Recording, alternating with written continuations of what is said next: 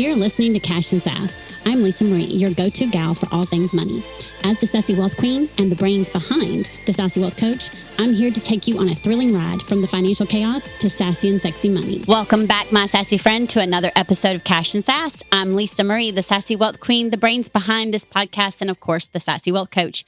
And I am so excited today because I get to talk to my friend, Brian McNeill, who's just a hop, skip, and a jump over on a city. Not far at all.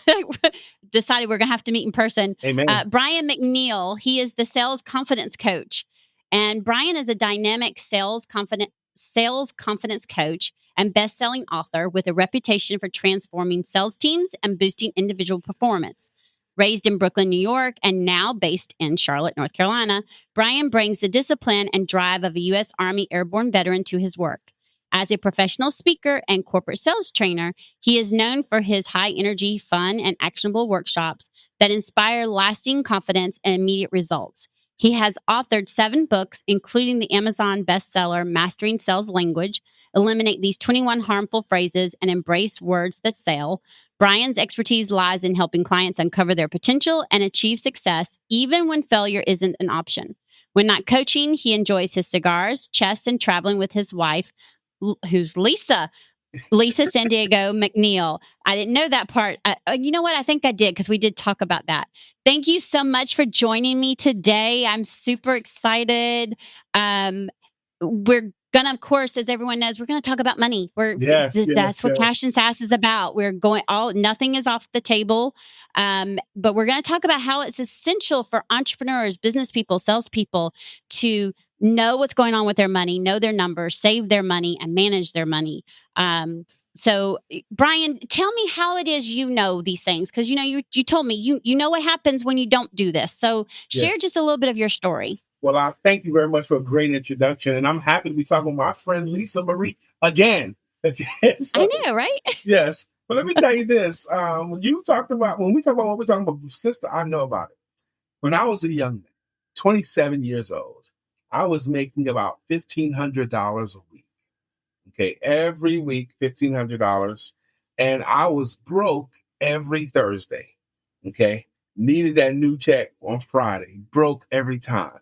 The blessing and the curse was I was in sales, and I felt like if I ever had a deficit financially, if I ever needed any more money financially, I could just go make more sales. That's it. I'll just hustle a little bit harder to make a little bit extra money. That's the blessing and the curse, because what it taught me was I don't have to save any money. I could just make more. Like there's more money all around. It grew on trees for me until life started to teach me some lessons.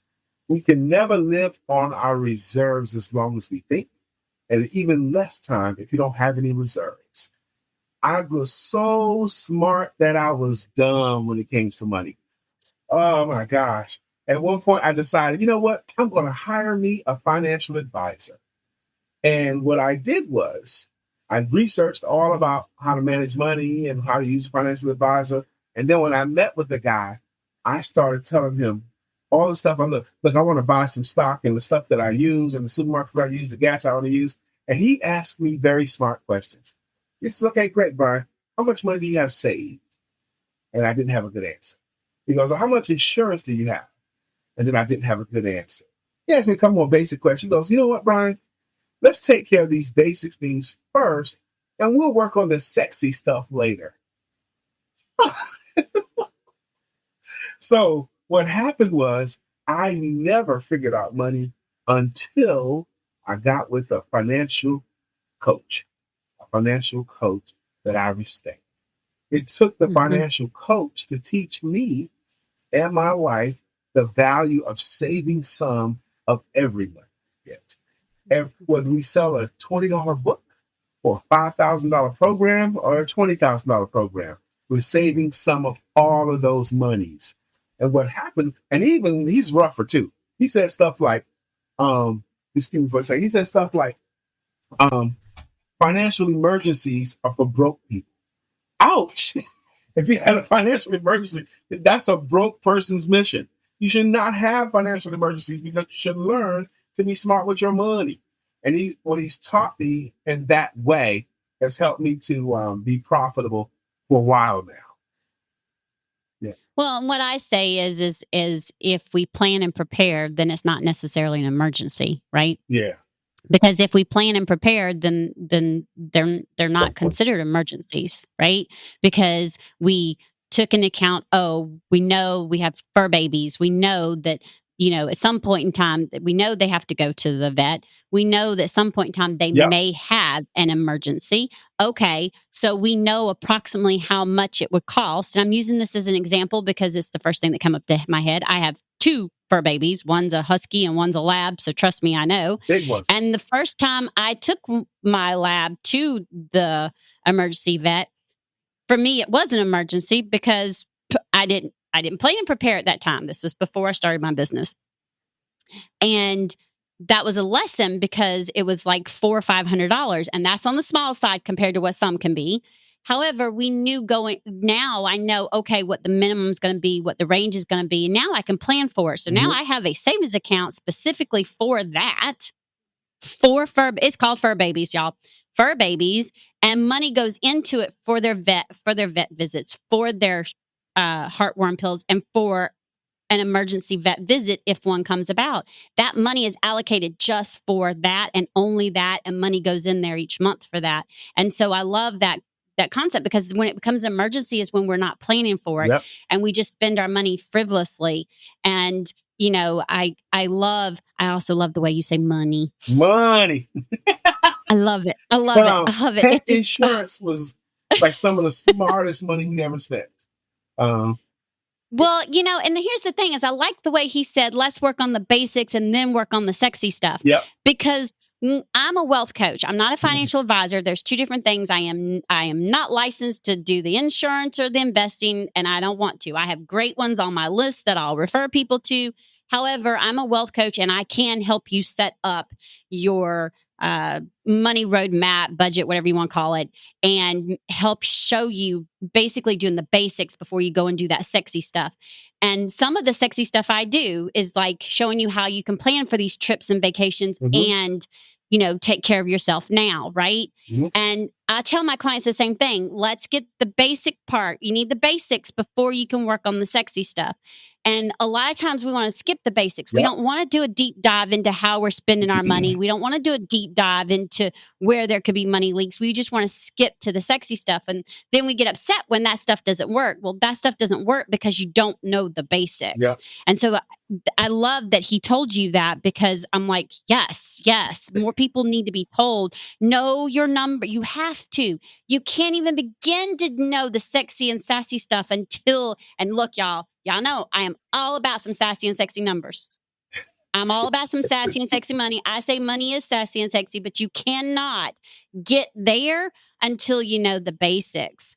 How did that affect your mindset when you didn't, like, when you realized you weren't good, that you were like, holy crap, I don't want to call yourself dumb, because a lot of times we don't know what we don't know, and we do some dumb things because we're human. But that's how did exactly that what affect it your did. mindset? It made me think, oh, shoot, I've been dumb for a while. Okay. Oh, shoot, I'm finally talking to someone that can speak to me in a language that I can hear. Personalities matter. We talked before about your relationship with money. Now, a lot of us, our relationship with money was formed early, before age 7. I will tell you, my family didn't grow up with a lot of money. I didn't grow up with a lot of money for my family. And I remember age 4 or 5 talking to my Uncle Jerry, who was the pastor of our church, because I had been hearing things about my family. And there was nobody in the family, none of my uncles, my parents, none of them had money. And I asked Uncle Jerry, I said, Uncle Jerry, how come nobody in the family has any real money? How come nobody, young? And he looked at me, he's a pastor of a church. He goes, no, people have to suffer sometimes, Brian, before they can accumulate. And I never got out of my head that thought. So when I got to the place where I could afford to buy my own sneakers, I could afford to pay my rent, to buy my own cars and buy my own home, I kind of just went nuts. I never skimped. I just bought what I wanted to buy. I would buy more than one of each thing, or more than one color of the pants, or a color of the shirts. Okay. Because I was immature. I went into the Army when I was 17. Now, you probably don't never get a guest that has made as many financial mistakes as I have. Okay. We've already talked about this. I'm 51, and dude, there ain't nothing nobody can say, do, or talk about done that I haven't thought about, done, or already gone through at least a couple of times. I was in the age where I'm 56, but I went to the Army when I was 17. Not much older than me. Okay. And I thought, because they bring the bank right to you at the base, the credit union and all Right. that come right. And they do. They bring them right on post. So you ain't got to go nowhere. They put you in the classroom. It's like forced, you know, and they give you a checkbook and you didn't know nothing about, I didn't know nothing about a check.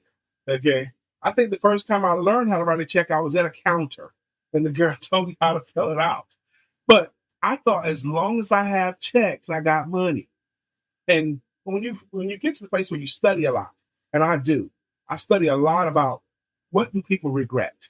What do people remember at their aged times when they're 80s and 90s? Most people, when they're talking about their lives, they don't even talk about their 20s. They talk about before their 20s and talk about after their 20s. Why do they rarely tell stories about their 20s? It's because that's when most people mess it up. That's when most people jack up their credit. That's when most people race through life full speed into walls. They make a lot of mistakes between 20 and 30, and then they spend 30 to 40 correcting some of the dumb decisions they made financially. That's what happens with most people. And I was that guy too. I made a lot of financial mistakes in my 20s, but then I got to the place where I started to mature. Let me offer you one other thing too, because you're right now entering a great time. I once heard a great talk by Dr. George Frazier, and he talked about the 3 most profitable decades of your life. He says the single most profitable decade of your life is between the ages of 60 and 70. He said the second most profitable decade of your life is between 50 and 60. And hot damn. Yes. And the third most profitable was between 70 and 80. And he said the first. Oh, see, I don't know, because my 40s was the most money I've ever made. Well, it's going to get better. My 40s it's is going to great get better. too. You know what? Yes, more, please. Yes, it's going to get better because your first 50 years are for learning, and after 50 is for earning. And when I heard him say that, I was 53. I like that. Yes. But here's the thing. How many people do you know, Brian, that give up before they're 50? A lot. But they didn't get the counsel. But somebody's going to hear about it. Somebody's going to hear this talk how many today. People give up before they're 50? Yeah. Yeah. I mean, I didn't start my business until I was 43. Yeah. But that's all right. But that's what I'm saying. I mean, most people wouldn't have, and I know someone who started her business in her 60s, so she's going to love the fact of what you just said. And, but also there's so many people who think if they don't start younger or do something younger, and I'm like you, I was 19 living on my own and putting myself through college, and Discover gives me a credit card. Yep. Here's some money for you, 19-year-old. And here's 2 things I want people to understand. They did not at any point in time explain. I mean, they did, but their stuff was jibber jabberish. Has anyone ever read those legal things on those credit cards and actually understood any of it at the age of 19 or 20? No one had taught me about it. And Discover goes and says, here's $5,000 for someone who's never had a credit card, who's on her own. I thought I had free money, okay? And I was 19 and didn't know any better. Right. And no one explained to me how this worked. Yeah. I found out real quick how it worked and that it's not free.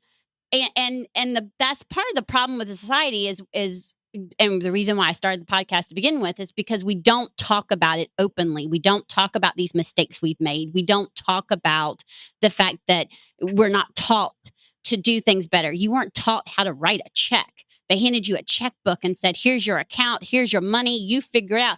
And we also weren't talked about, I didn't learn about having a relationship with money and my mindset with money until after I started my business, Yeah. like a year after. So I was 44 years old, and I'm like, I don't know. And I fell down this rabbit hole of it. And so it's really interesting to me to hear from so many people that they've had that same concept. And one of the things that you had told me, that limiting beliefs you had, and I'd love to know how you work through this, is one of your limiting beliefs was you don't deserve wealth and abundance, which is a limiting belief a lot of us have when we don't come from money. Right. And I didn't come from money. And the question I asked myself, who do you think you are to think you deserve to have wealth and abundance when you didn't come from it, right? What makes you think that? So how did you work through some of that? Or how did you work through it, I had to period? learn and read and study because they didn't teach it at schools. My Nope. parents didn't know. Their parents didn't know either. So where are you going to learn that? You're going to learn in school of hard knocks or learn. So I started to read about it. This credit card trap and this credit trap really began after World War II. Because before then, people paid cash for stuff. Cars they bought. They saved up their money and paid cash for cars. And what they came up with was this credit thing where people can feel like they're getting the house for free, feel like they're getting the car for free, but they're going to pay the bank or the insurance company forever. Okay. They're going to pay them forever. And the credit cards, even at the department stores, it feels like you're going to get those clothes for free because you're only going to be paying a little bit per month, but you're going to pay them forever. That was the game. And they got you trapped there. So it didn't kick off good until after the 50s. And certain people learn, okay, just to stop playing that game. Stop playing that game. Stop using the credit cards. Just don't play. Okay, you're still going to finance some things. Or you. I mean, what I recommend now is don't use them. If you can't be strategic and be smart, don't use them. Yeah. I use my credit cards. However, I also use them very smart and very strategic. And I don't hold anything back. I tell people all the time that sometimes in business you have to have debt. That is just the way it works. And as long as you are strategic about it, and as long as you're responsible about it, then it's okay. You don't beat yourself over it, because I promise you there are multimillionaires that how they got to the multimillionaires is they leveraged a lot of their debt, and they got into debt and used it to keep them going when they hit tough times. And that's how they then skyrocketed to the multimillionaire to where they didn't have to worry about the debt anymore. And anyone that tells you they don't, I'm sorry, they're lying. Unless Debt, or they came from money. And managing taxes. Debt and taxes are the thing. Pay your damn taxes, okay? And having a tax strategy, because you're going to have to pay. Well, right, have it, but having one and not avoiding it. Yes, in America, it's set up that you cannot get rich without a tax strategy. I don't believe you can without a tax strategy, and rich should be the goal. So, you see, to me, I want to be wealthy, not rich. Okay, because to what's me, your difference? You can be Break rich. it down. And I'm gonna tell you, being rich means you just know you can go make more money. Okay. Being wealthy is being wealthy in all the areas of your life, which is spiritually, energetic, mental, physical, and financial. And you're doing it aligned with your values, your goals, and your desires. Meaning you're living on your terms, and you're being smart. And so often people have this, I don't worry about money because I know I can just go make more. However, they can't tell you where their money's going. They can't tell you if they're signing something, they can't tell you where they're wanting their money to go, how they're giving back, how much they're giving back, how much how much is going out and where. And their concept is, I'll just go make more. Right. I was there. Okay, you're rich, but you're still poor, in my opinion. You're still poor. You reminded me of a very funny skit by Chris Rock. Okay. I love him. Me too. Shaq is rich, but the man who signs his check is wealthy. Okay. He says, rich you can lose in a summer with a drug habit. Wealth you can't get rid of. Okay? That's the difference. Because the wealth is on the inside. Yeah. Part of it's on the inside, and that's part of deserving that wealth and that abundance. Even with my business hitting the shifts that it hit this year and me having to utilize debt, I still consider myself wealthy because I am living my life on my terms. Living your best Has my life. business right. I mean, has my business hit a rough spot? Yes, but there's no business in this entire world that can say they never hit a rough year or never hit a rough spot.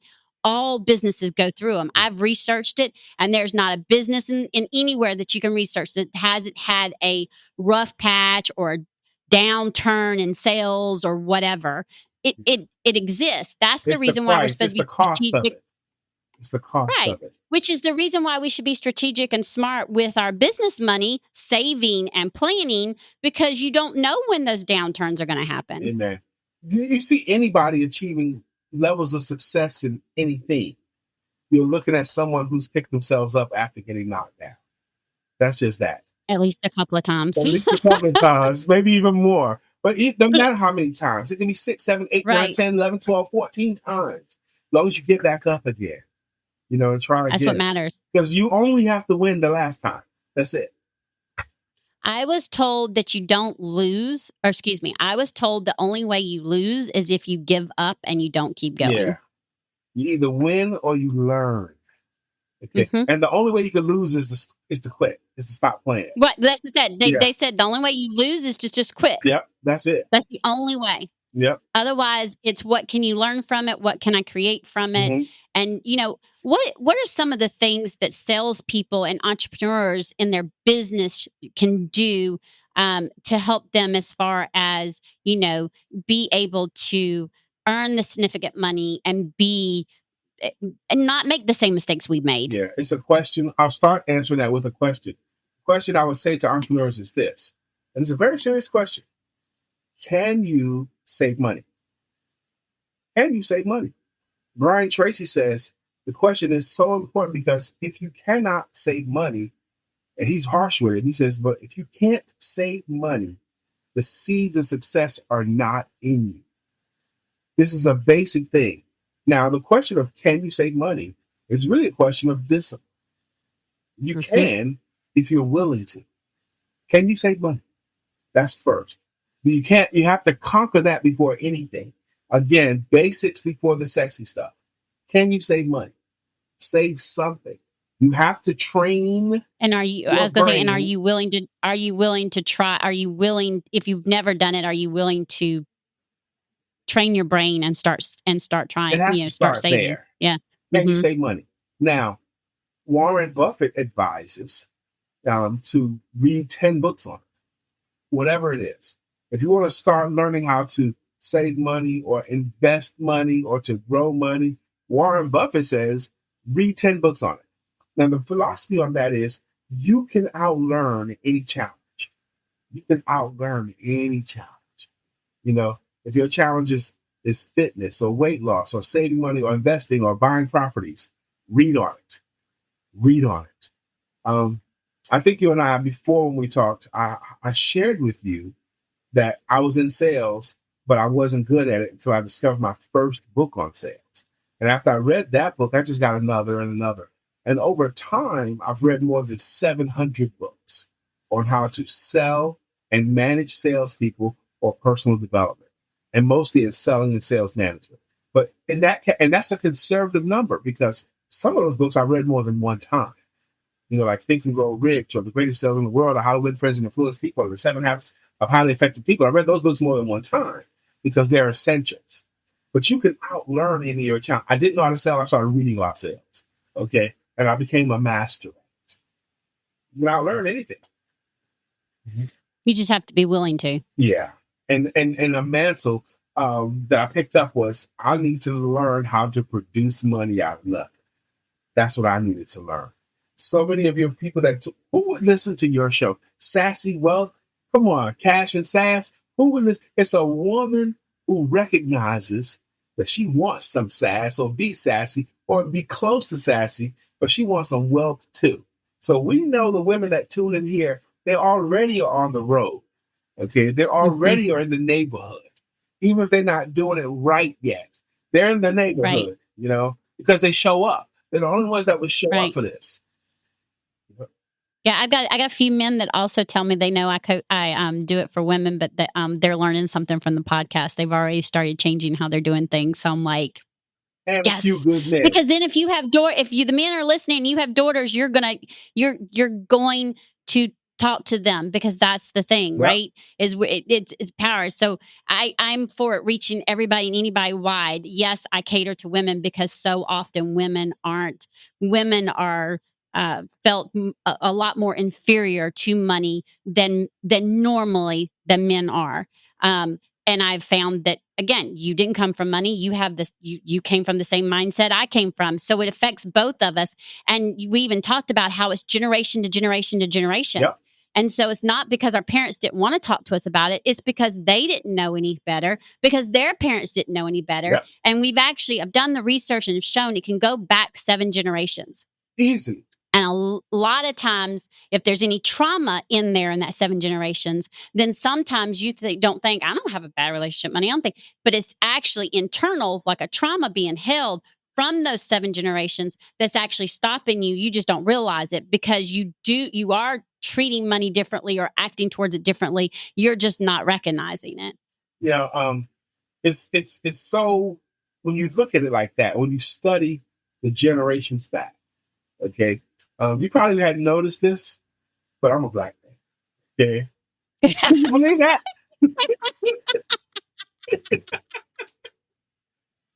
Oh my gosh. I thought I would have never known, Brian. I'm saying. But anyway, I would have never known. The further you go back in generations of black people, you realize they haven't always had freedom of purchasing. And at one time they couldn't. And they had no money. But when you go forward, so when did black people get freedom of purchasing?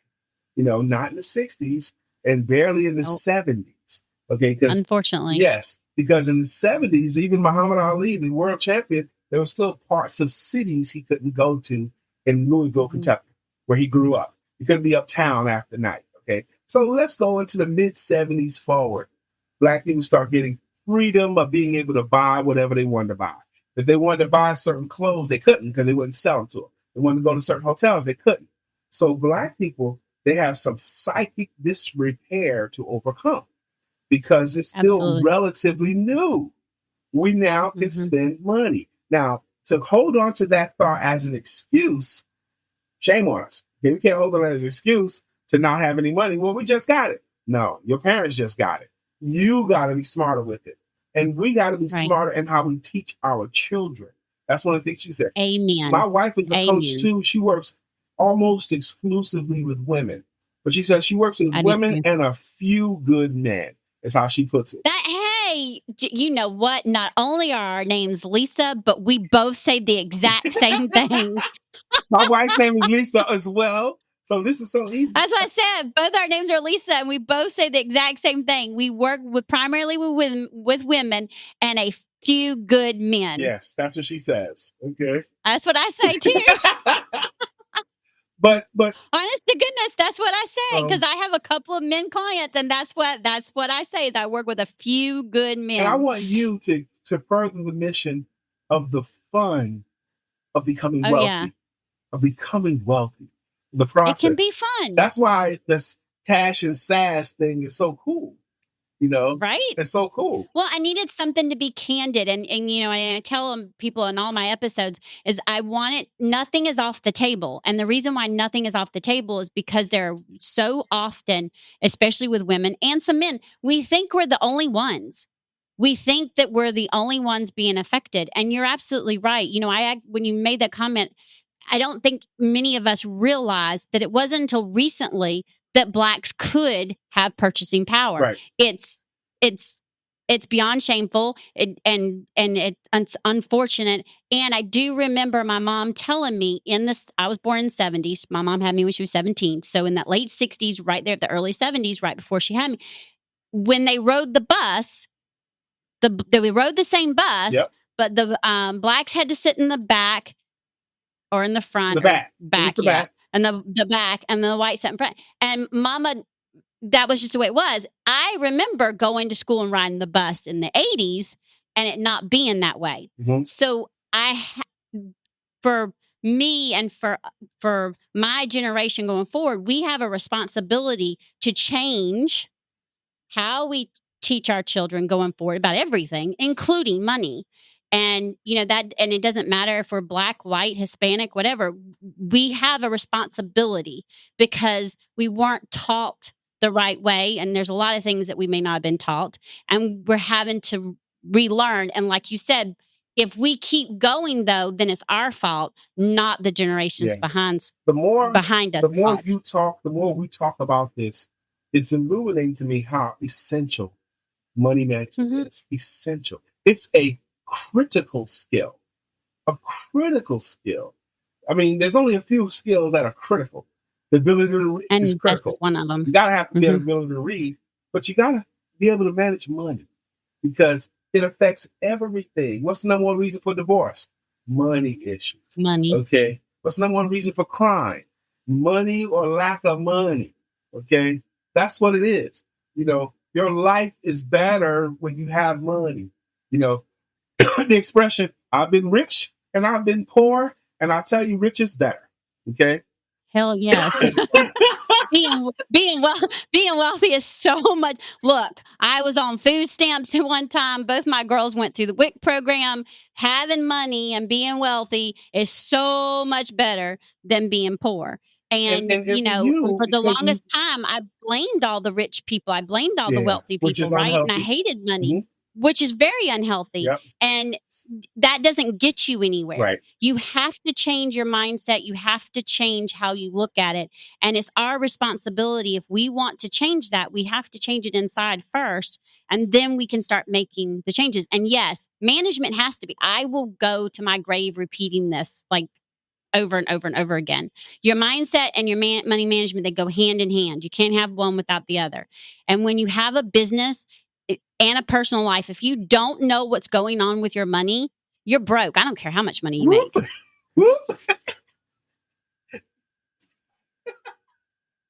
If you don't know what's going on with your money, you broke. That equals broke. You broke. I want to highlight something you just said about mindset. You can't begrudge people with money, because if you find other people having money as distasteful to your subconscious mind is going to conspire your world so that you don't have it. Okay? So you can only... And so you're also going to find yourself around other people the same way. You can only allow yourself... I learned that the hard to way. Be happy for others when they succeed. You can only do that. Because if you hate on someone that has achieved, your subconscious is not going to let you get to that level. Okay? It's not going to let you do stuff you find distasteful. So you can't do that. Okay? Right. Well, and here's the thing. We create what we focus on, we create more of. So if we're focusing on the negativity and that scarcity mindset and that hatred, then we're creating more of it. Yep. Whereas if we focus on being happy for them and what can you learn from them? What are they doing that you're not doing? Then is there something you could do differently? Yes. What can you work towards? And having that, I said this in so many episodes, having the gratitude for what you have and where you've come so far, and having that abundance mindset and that worthy mindset, when you start saying thank you and having the gratitude, you'll be surprised what doors open. Yes. It's absolutely, amazing. The attitude of gratitude, your subconscious and your world around you conspires to bring you more of it. Whatever you're grateful for, whatever you're willing to express, and whatever you allow to hold on to, you get moved towards that. You're so right. We're saying the same thing. Okay, I'm echoing you. But see, some people may grasp on to you who like, I don't know if you noticed or not. I'm already wondering how many people are going to be watching the video on YouTube and go, well, duh, and then just start laughing. if one person gets the message because of that, it was worth it, right? Right, because that's what we're here for, to bless. Okay. That's right. And I'm hoping someone gets something out of this. Yes. I hope so too. And the biggest thing I think is just to really remember that even if you've never saved before in your life and you're like, I don't know what to do. you can start. And I will even give you, okay, if you've never done it, make it really simple. Okay. Just to start, open up a savings account. You can go open a free one at Capital One 360. You can get as many free ones as you want. Start with one. Okay. And just be disciplined and start small. Start with $5 a week. Be disciplined and just start, because then you're going to be, oh, okay, I can do this. Now I'm going to do 10, and just be smart. The second thing, know your numbers, know what's going on. So then you can say, oh, okay, I can do this. How much can I really put in the savings? Because you're not going to know how much you can put in the savings unless you know what's going on with your money. A broken record, but it's still the same thing. So it's still part of managing your money. I don't call it a budget. I call it a money roadmap. And I call it a money roadmap because it's like a GPS. You're going to tell it where you want, it's going to tell you what expenses need to go. And you're telling it what your goals and your desires are. And you're making sure that's where your money is going. So it's a roadmap, and it's telling you how you can get to achieve that. And the biggest thing I think I want anyone who's listening or watching this to get from that is just start. And I promise, it's like retraining your brain, right? And any habit, start small and keep going, and it's going to start compounding. You'll find it a lot easier. You have a free gift from my listeners. Can you please tell them about that? Okay. Do you remember? Well, I got a few things I get for free. Probably the 1, 2, 3 formula. Yes. Okay, good. All right, so good. I'm going to give that to your listeners. Thank you for having me on here. Let me tell you about this gift that you're getting. It's called the 1, 2, 3 formula. If someone said to you, what do you do for a living? What are you going to say? But some people just being asked that question, they shudder. Oh, because they hate to ask that question. What? I think I remember. This is what you and I went through when we talked the first time, right? Yep. Okay. This is y'all need to do this. This is really good. Oh my goodness. So I have 4 questions that I ask people. And I did that with my friend Lisa Marie, and she did great. And then I repeated back what she did, but I did it in a story format. And she thought it was great, and she invited me to her podcast. The 1, 2, 3 formula is a free ebook teaching you how to answer the question of what do you do for a living without sounding salesy and without sounding pitchy.